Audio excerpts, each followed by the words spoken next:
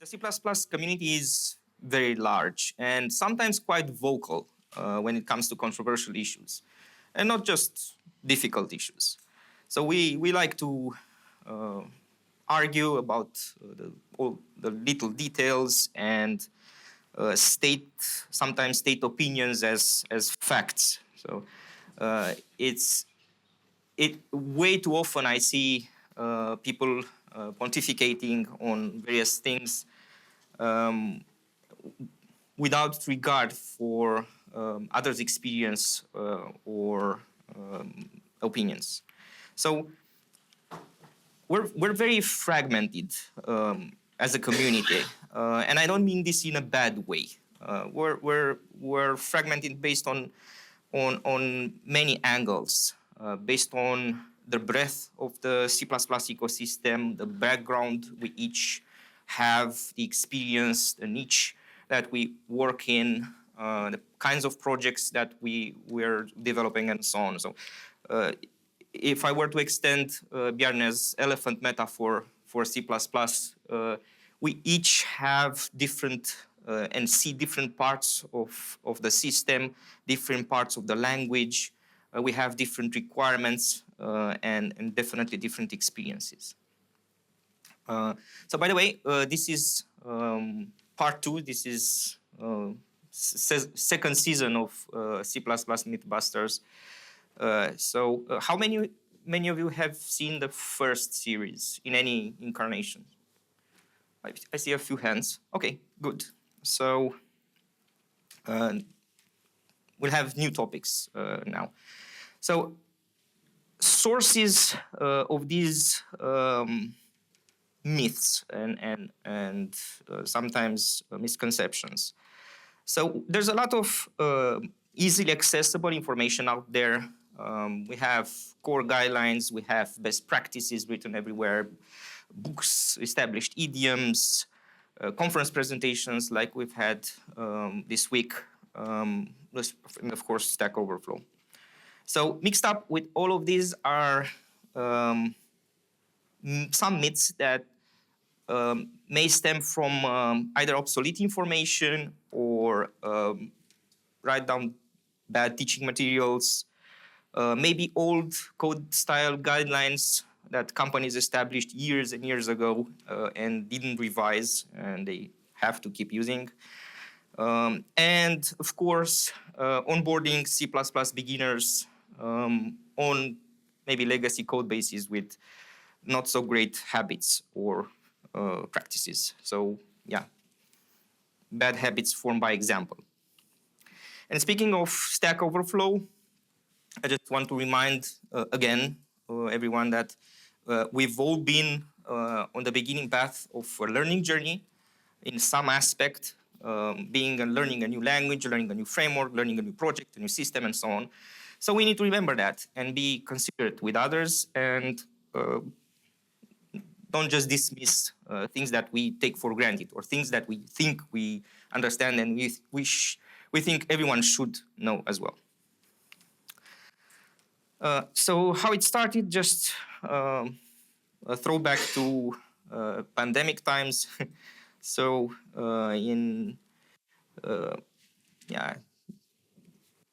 I think, mid-pandemic or so, Jason and I were thinking about doing this, and we talked about some ideas that we've seen around, and we did an improvisation live stream where we tried to tackle some of these ideas and try to see if we can debunk some of them. So that's the original stream. It's a very long one. I wouldn't recommend watching that. So I did the first season, which I'm happy that some of you have seen. I did that at separate conferences, and I'm glad that this engaged people to talk about the subjects that I mentioned. And I'm not looking for people to agree with me and the things that I'm saying here, but I'm hoping that this will start discussions, will engage people to state their experience and ask about other people's experiences with some of these topics. So it's about starting a dialogue. So some of them might feel like, I don't know, clickbait or might feel provocative in nature, but that's not my intent. My intent is to start a dialogue about these topics. So the usual confirmed, busted that you see, and as programmers, we all know the it depends verdict. So before we start, let's just quickly test this. So C++ is inherently unsafe, and there's very little we can do about it. So that's just the warm-up. So that's not really a myth. We've known this years before the NSA. So for the busted, I chose it's year 2023, and we should be able to leverage the power of C++20 modules to restructure our code bases and improve build times. Good luck with that. I hope you've seen Daniela's presentation earlier this week. That's a very good place to start. Again, I hope you can reach that ideal. But we all know how projects tend to be and grow. Coroutines shipped in C++20, plausible, kinda. Without any proper library support, it's very difficult to assert that it's easy to get started there. So we're gonna get the generators library in 23, but that's about it. And again, I have to put up this slide with Kevlin from this conference exactly 1 year ago. Okay, so I think you got how this works. So let's start with part 2. This would be the recap of what we covered last season. So one aspect that is really important for me is to stress the importance of tools in general. And a common theme I hear is that people are frustrated with the state of the tools available. And they say that C++ is not easily toolable. Well, some aspects of that are true. So, but I've always been a tool builder. So for 20 years or so, I've always built developer tools and frameworks, some of them open source. So there's plenty of tools out there for C++. So on all spectrum, from productivity to safety to testing to automation. So there's, I think, too many tools for C++. And the quality is not always a constant for these tools. So some of them are great, some of them are lacking, but all of them are improving or trying to solve a particular problem. So it's a matter of getting to know them. So, and if you want like a quick primer, Jason is maintaining a GitHub page with a lot of links and indexing of these tools based on various kinds of things that you're trying to do for your C++ code base. So we truly are in a golden age of C++ tools. There's just many of them, and we need to get to know them, to try them out, to learn how to use them, figure out which is good for which, what tools are suitable for our needs, our projects, our platform, our targets, and so on. So it's a matter of investigation. It's a matter of learning the tools, learning how to use them, experiment with them, try more tools that try to do the same thing to see whichever fits best. And some of them are even complementary, so we need to use them in conjunction. So it's a matter of getting to know our tools. Okay, so I wanted to reiterate this aspect. I mentioned it last year as well, but I wanted to reiterate this aspect. Okay, C++ is slow to compile. And of course, it's all about the structure and build configuration you have. And you might see this from smaller to medium projects up to really, really huge projects. So no matter the size, you always hear people complaining about build times, because even if the projects are not huge, it's still frustrating to wait minutes for something that should be seconds, right? So in general, we think we know why our builds take so long. And most often than not, our intuition is not right there. So, of course, you have your low-hanging fruits, and if you try to solve some of those, in general, you get immediate results. But beyond the obvious answers or obvious performance left on the table there for build configuration, getting further than that in optimizing and reducing build times, it's much more difficult, and you need help.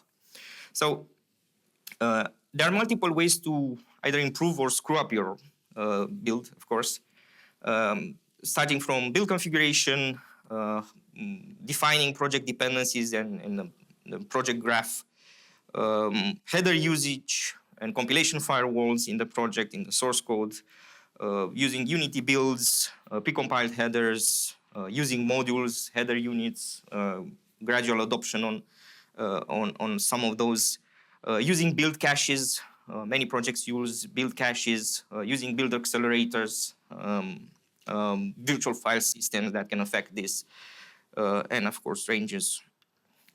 How many of you have heard of this project called Compiler Health? Anyone know it? No hand.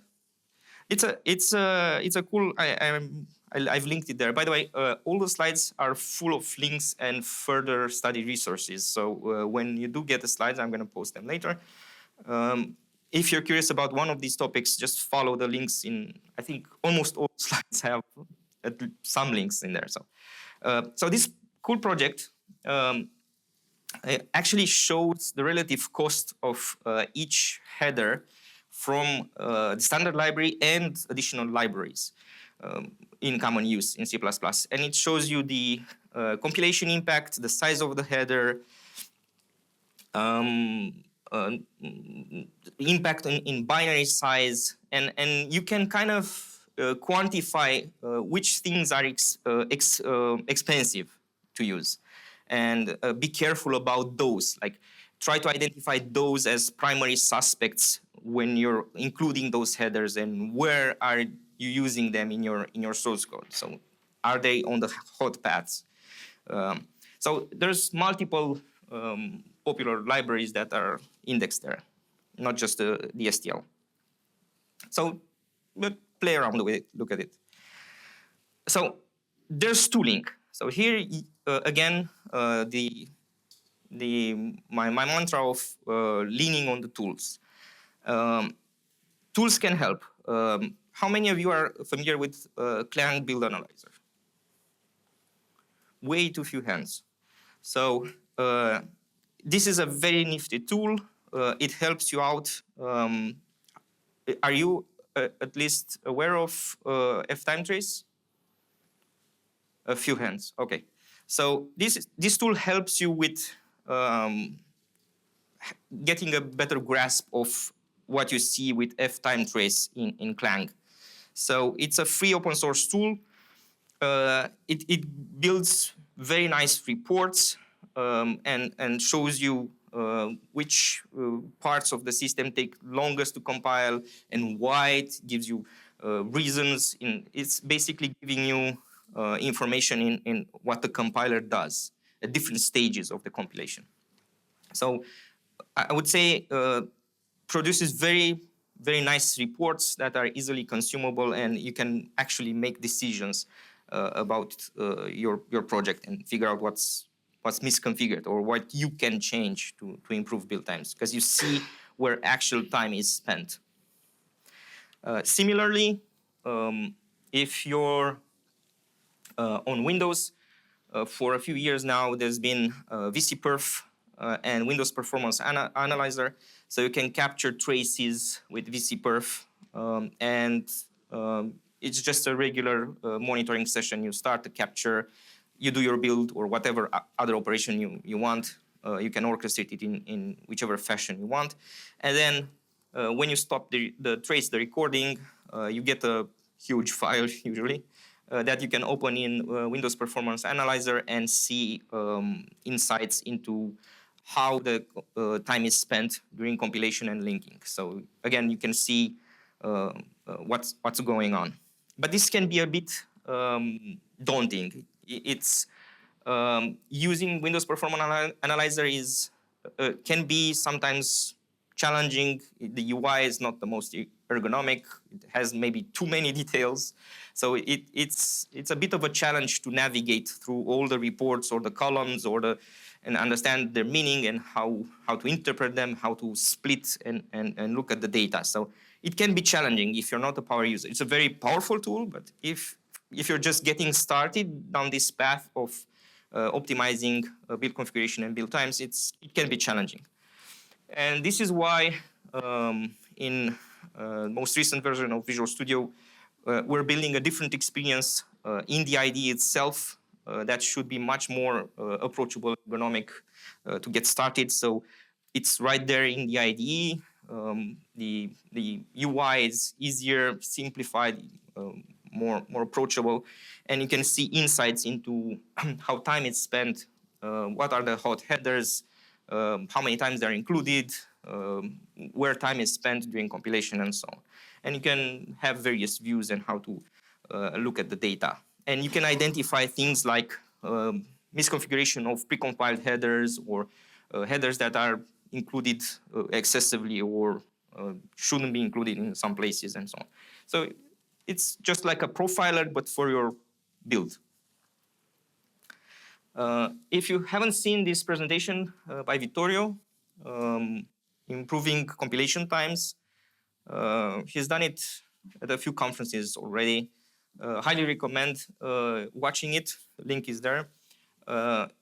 And there's a bunch of good advice in there around tooling, around Clang build analyzer, things you can do in your source code to improve build times and leverage various tricks for compilation firewalls and common sense things, but they're nicely packed in a single presentation with lots of details. So much more than I could cover today, of course. So highly recommend that you watch that.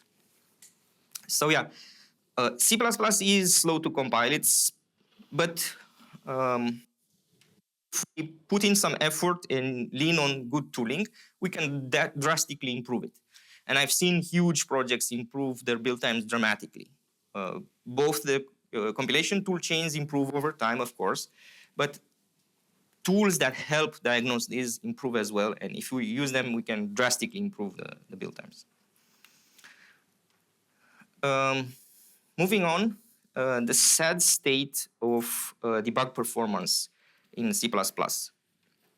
So this has been a hot topic for a few years now. The idea of zero-cost abstraction being kind of a lie, especially if we're thinking about debug builds. And why is that important? Because we want to debug our applications. Yeah, so it's much harder to do that with release builds for obvious reasons. And problem is that debug builds are way too slow. And for many projects, this is unacceptable. The slowdown you have with debug configurations is unacceptable.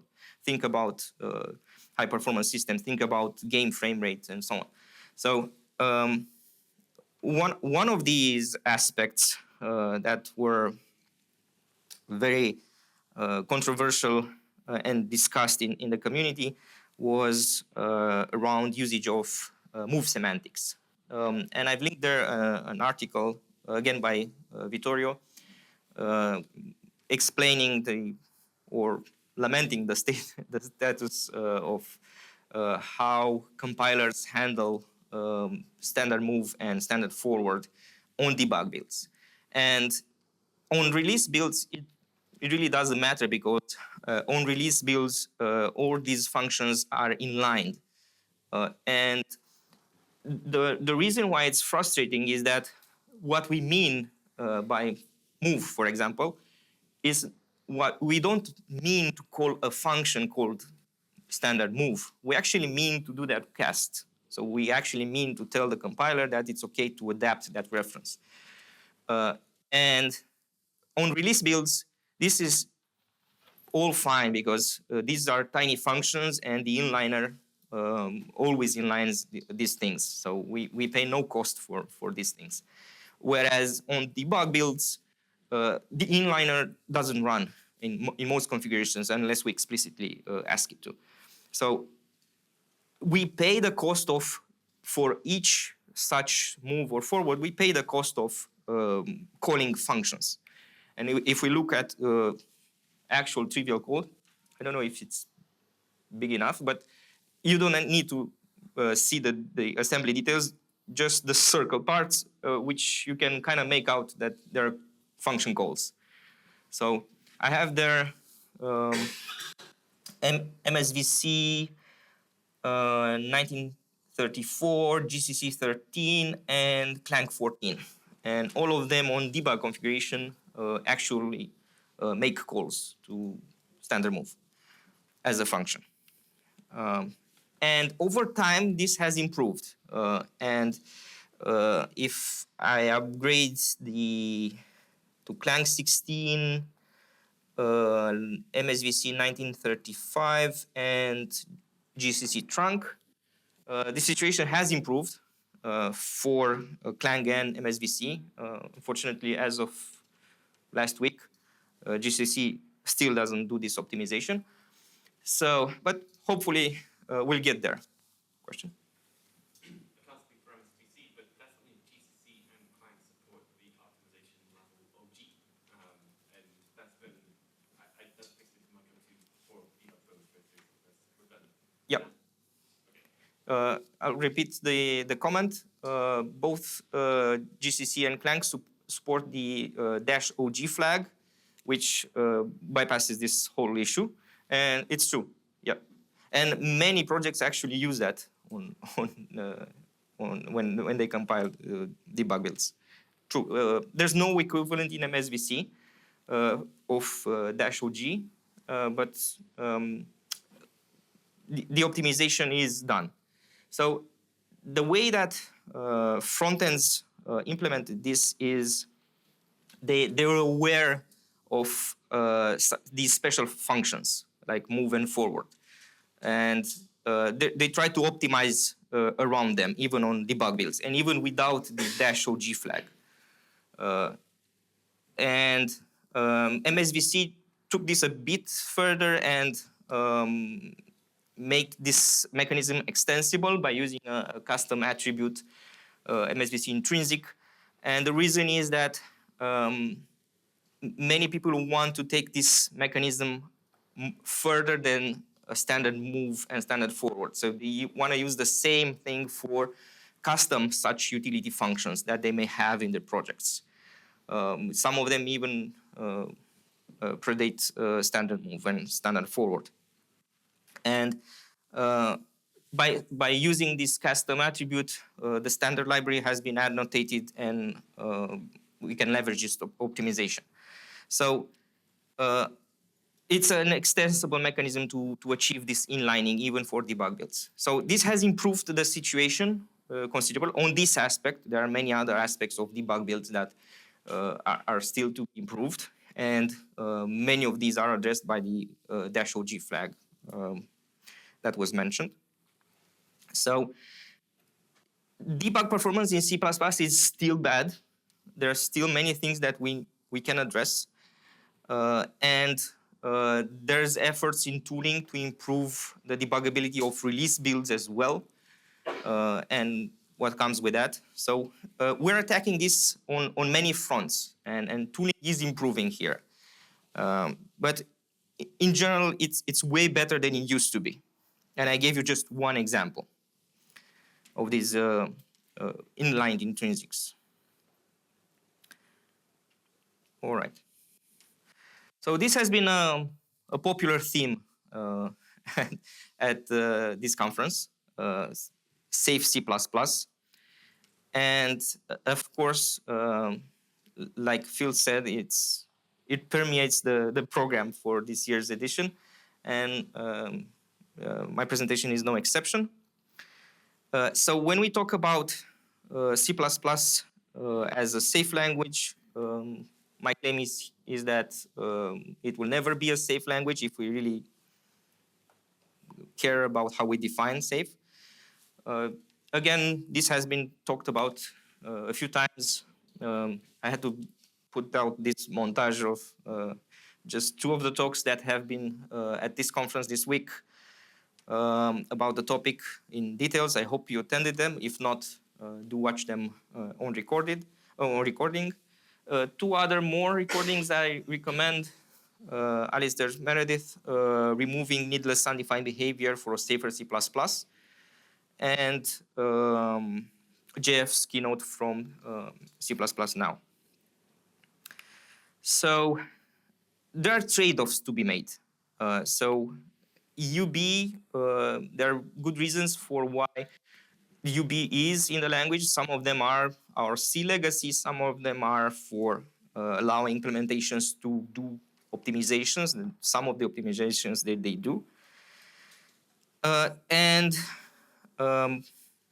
we can safely say that we haven't addressed C++ safety if we're not eliminating all undefined behavior. And since we cannot completely eliminate undefined behavior from C++, because first of all, it wouldn't be C++ anymore, but many of these cases are therefore optimization opportunities, and others are just undecidable problems. It's safe to say that C++ will never be a safe language. And I think it's okay. As always, we have to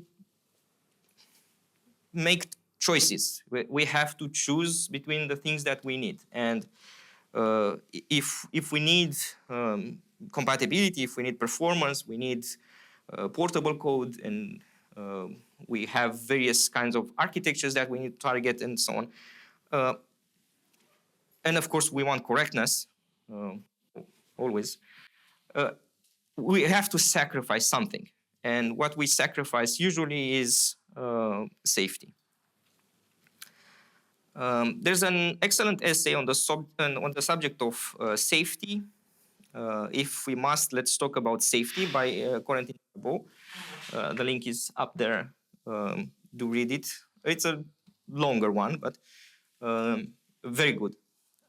So some of the topics covered in the article, like rationale of where we are and why we're there, discussing borrow checker techniques as in Rust, why we care about safety, some of the dogma in C++ associated with these ideas. They're not all grounded in technical details or current reality. Undefined behavior, of course, is a large part of that. And of course, discussing C++ successor languages and what they do there. Highly recommend the article if you're interested in this. So we can guarantee lifetime safety, because this is one of the major problems, lifetime safety, by several means. Some languages use garbage collection. We're off that officially, as it's been removed from the standard.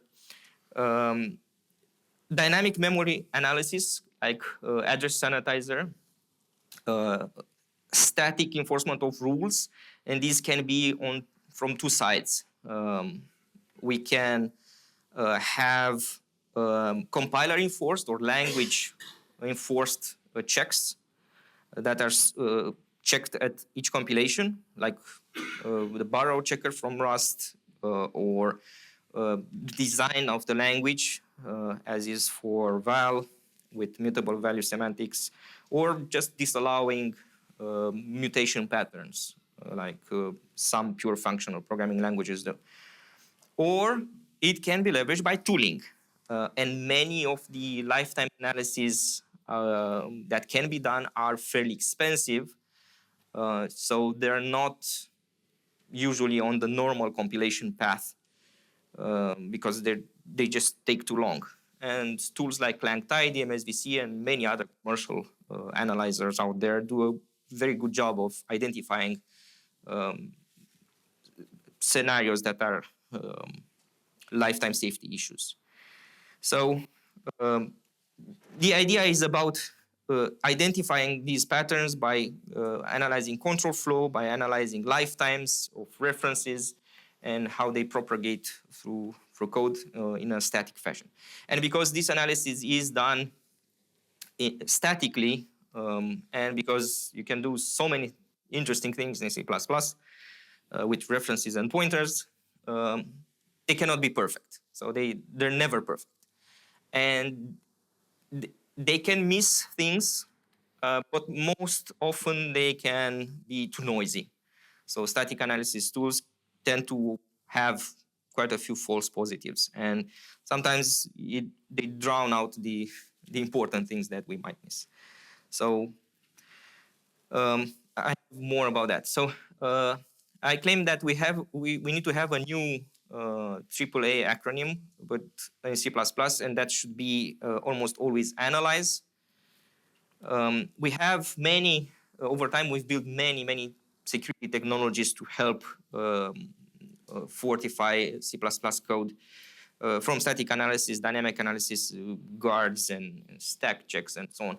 So again, should be no news for people that using address sanitizer should be a habit. It's available since 2020. It's available in all major compiler tool chains. I did a presentation of, if you're interested in how it works underneath and so on, I did a presentation a while back about that. And a more recent, recent development is ASAN continue on error. And one of the main complaints about using ASAN and about the workflow of using it is that ASAN by default halts when it detects a write in a location that was poisoned in the shadow memory. So it halts and provides a report. And this is nice because it halts on when such a problem is detected. It's really a zero false positive thing. So when it detects a thing, it's always a problem. And you have the context, you have the stack trace, you can identify what happened fairly easy most of the time.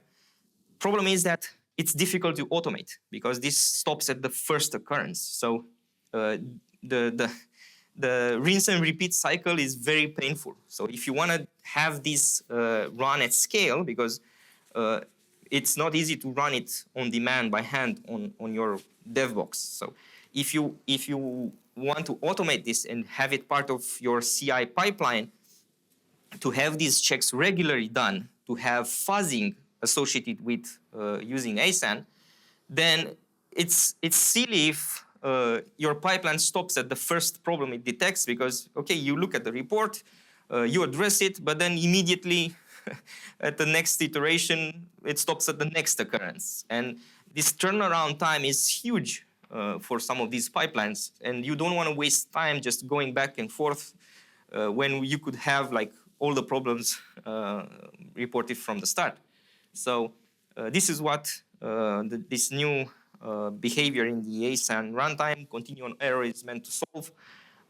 It will, as the name implies, continue on error, and you will get a full report with all the issues it detects. So it's like a new checked build that will give you a full report. And this will allow full automation. So you can have this part of your automation pipeline of your builds, just as you have with your regular compilation. If you want to see an in-depth presentation about how it works, there's a very good one linked there by my colleague Jim Radigan.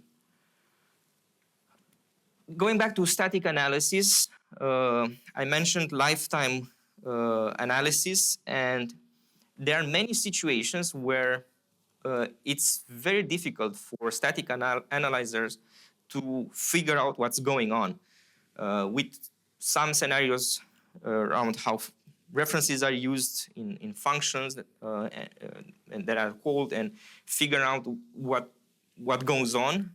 Many scenarios can be ambiguous. And what we can do is help out static analyzers. So, and we've had in Clang, we've had this custom attribute lifetime bound for a while now. And we now have a similar one in MSVC. And you can use this to decorate some of your functions which might be doing interesting things or which might be hiding obscure scenarios for the static analyzer. And then, but again, by doing that, you're sending a message, you're making some guarantees about the semantics of those references and those functions that use the attribute. So it's let's say it's a power tool. So it's not on the beginner's list of using. Ideally, the tool should be self-sufficient, but as I mentioned, static analyzers have a tough job for them. And for many scenarios, sprinkling these attributes around in your code can really help out. And by the way, we're not alone here. Like Rust has lifetime annotations as well, but they're part of the language. And even there, you have to help out the borrow checker to trace how references are linked together. A very good presentation, a very short one about the subject from my colleague Gabor. So yes, C++ will never be a safe language, but I think we should be okay with that. But it can be safer. So we can put in some effort to improve parts that are easier to improve, or parts that are sensitive or critical for our systems. And if we rely on tooling, and not just one, there's many tools that we can use, we can improve parts of the system. But we cannot guarantee that the whole system will ever be safe. So what are we supposed to do? Just rewrite everything in Rust, right? So when the CTO of Azure says that, people usually listen. And there's yet another interesting communication from Azure Security Evolution about confidential computing and secure code, and of course Rust and C++ are highly profiled in that article. I recommend that you read it. It's not very long. I think the main takeaway from that article is that it's difficult to build trust in systems and build secure systems. And because Rust is right there in trust, usually that's the answer. And yes, people are rewriting stuff in Rust. I don't know if you're aware of this. Parts of the Windows 11 kernel have been rewritten in Rust. What else? Rust is making its way in the Linux kernel. So officially best since 6.1. And we've seen modules start to make their way into the kernels, starting with 6.3. Ubuntu even had done the heavy lifting of setting up the distro so that it's easier to make the acquisition and build and everything to quickly start using Rust when building kernel modules. So it's happening. So just a few months back, in April, a few experiments have been made public.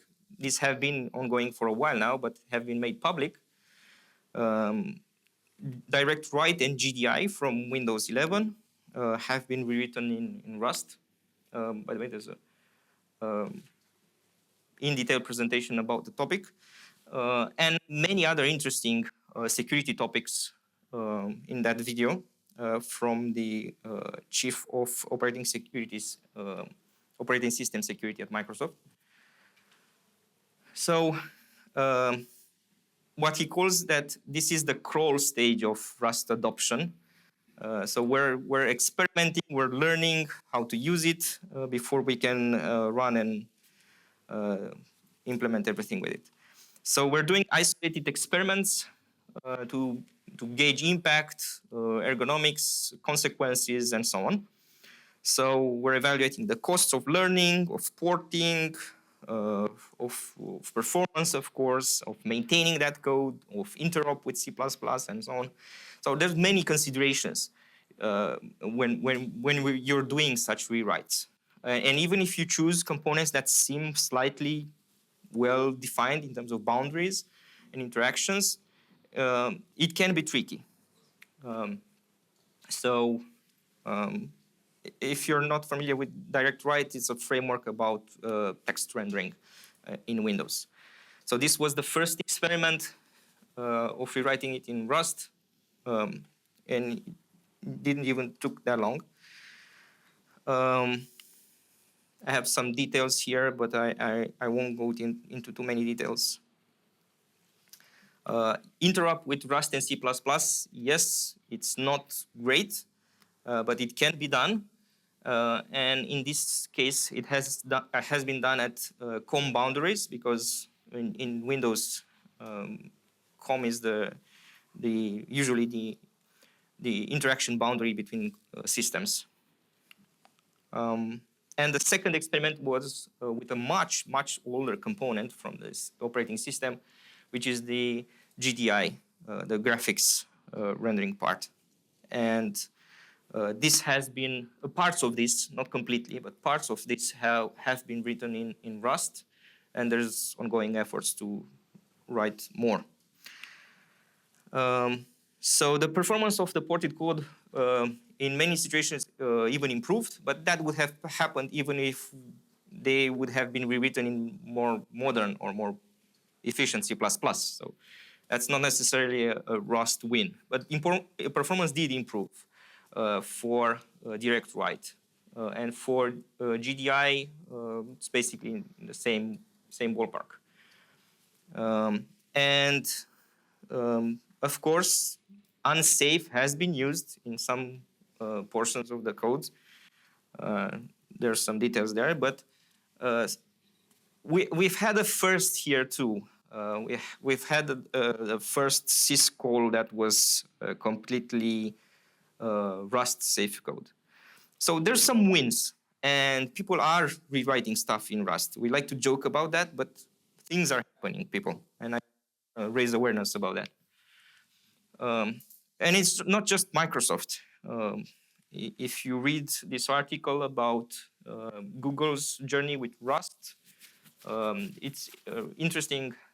It highlights a few myths, if you will, about Rust and C++ from Google's journey in experimenting with it in different projects. I don't have the details of the internals of the projects, but the conclusions are laid out in the article nicely there. Rust takes more than 6 months to learn. That was debunked. The pie chart shows the average pickup time for a C++ developer to learn Rust, and it's usually 2-3 months. Rust compiler is not as fast as people would like. That's true for C++ as well. Yeah. So Rust compiler is even slower, and the many checks borrowed checker has to do come at a cost. So the Rust compiler tends to be slower than C++ compilers. Interop wasn't the biggest challenge. That was one of the main fears of people embarking on these kinds of rewrites, interop with C++, but it's not the biggest challenge. Amazing error messages, not surprisingly, and Rust code is high quality. More case studies around a Chromium project at Google and Rust and C++ interoperability, some of the important goals of the team and the challenges they faced. Another article that you can read about, which I found very interesting. And there's been some Rust crates to help with this. I didn't mention earlier, but there's a Rust crate for Windows as well. Some of the Rust crates there are addressing these concerns. And just to be aware that, yes, unsafe sometimes needs to be used when doing such ports. But we need to be careful here because unsafe sections in Rust are more UB than their C++ counterparts, because the Rust compiler basically assumes there's no pointer aliasing in the unsafe blocks, whereas C++ compilers usually do some analysis to figure this out. So this is confirmed, folks. People are rewriting stuff in Rust. It's not just a joke. Moving on, successor languages are going to eat our lunch, because we just saw that. And I have here Rust, Val, and Carbon. Some of their aims: Val aims to be fast by definition, safe by default, simple to use, interoperable with C++, takes whole part semantics seriously. It's all about mutable value semantics and how it handles mutation in a value-oriented system. It's basically what Swift would have been without its Objective-C legacy and without the need to support class types and reference types. So it's the better Swift, if you will.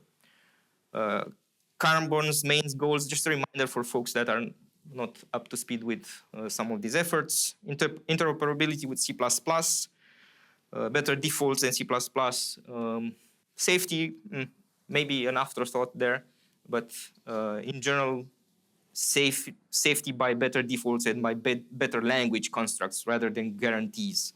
And because the main aim is interoperability with C++ better than what Rust does, then safety is not really, cannot be top concern.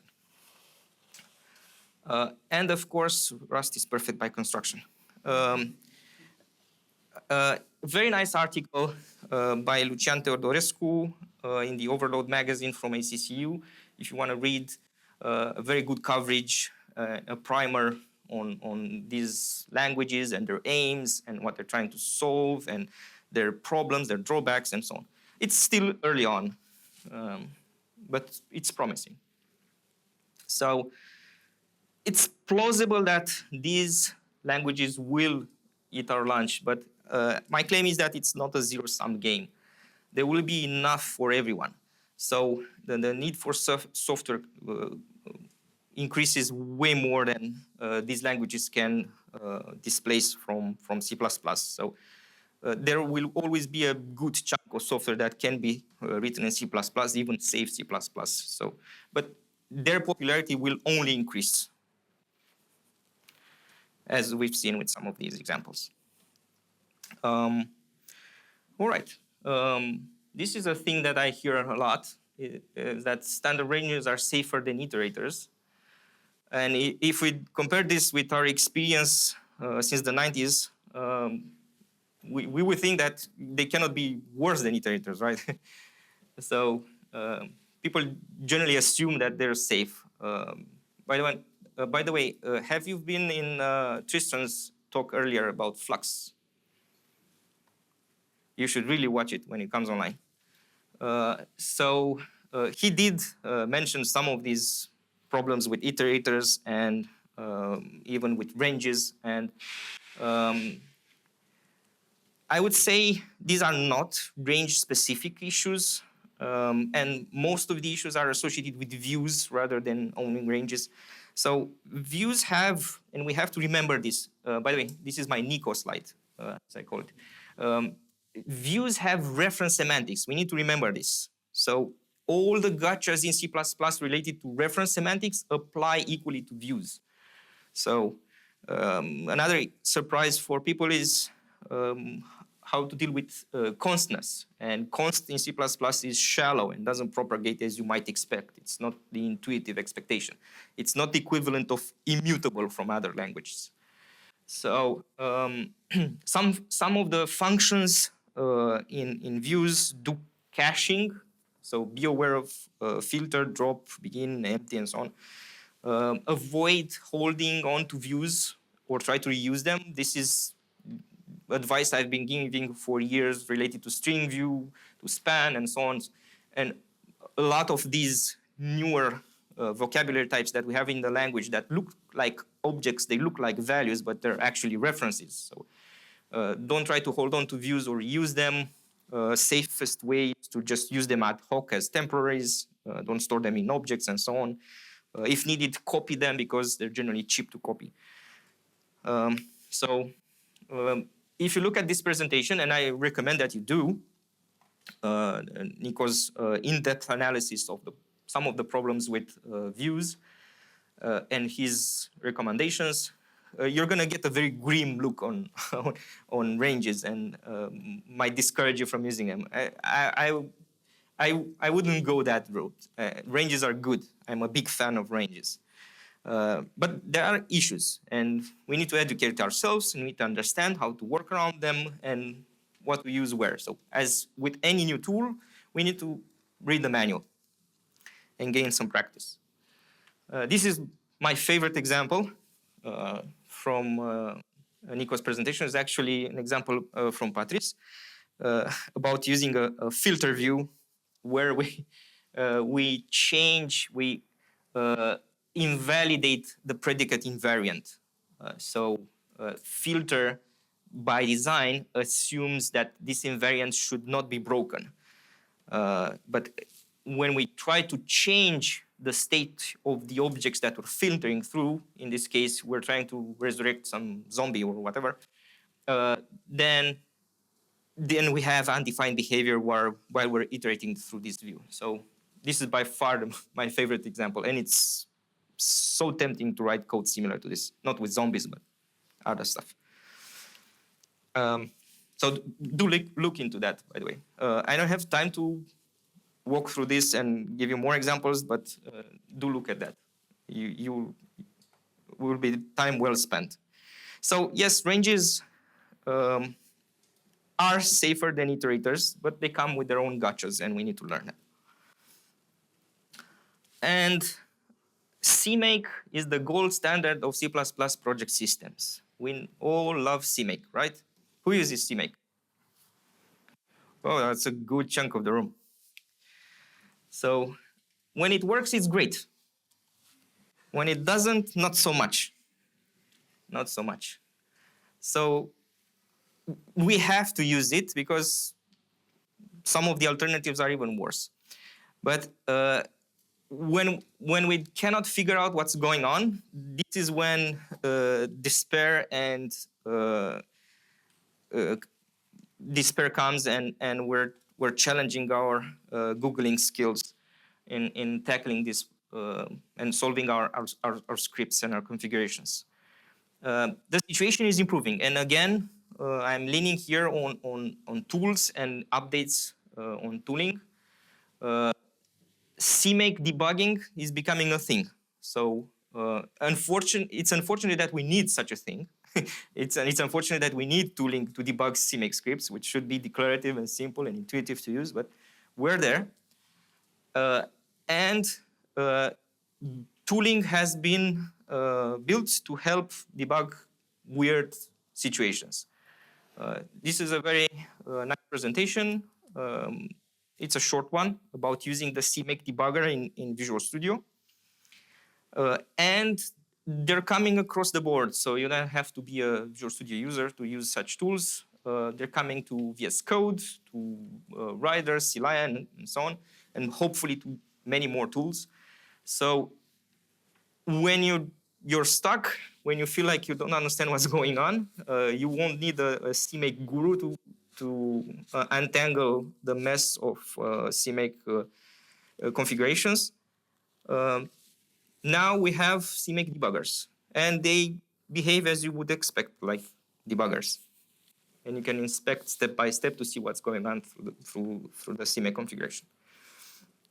So I think CMake, for better or worse, is our dominant configuration project system, configuration system. So we need to deal with it. And an evergreen myth is that new C++ is the enemy of the old. And I keep hearing this in all sorts of contexts and examples with new language features or library features. Before this, we were able to do that, and why did we need that? Or it complicates the language or whatever. I hear it in many, many flavors. So I don't think that's constructive.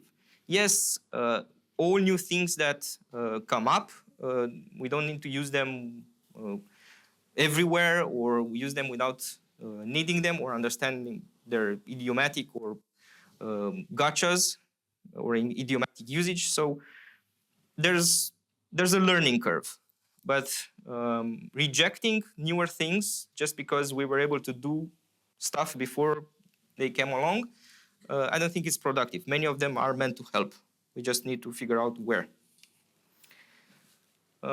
In closing, just some mentions of other similar presentations. I very much enjoyed this one from Patrice.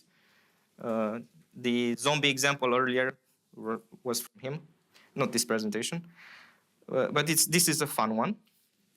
And a recent article with 60 terrible tips for a C++ developer. It's framed as a joke, but the items are very serious and they do come up in real code. So I suggest you look at them. And if you have any comments or want to throw stuff at me, this is the place to do it. So go.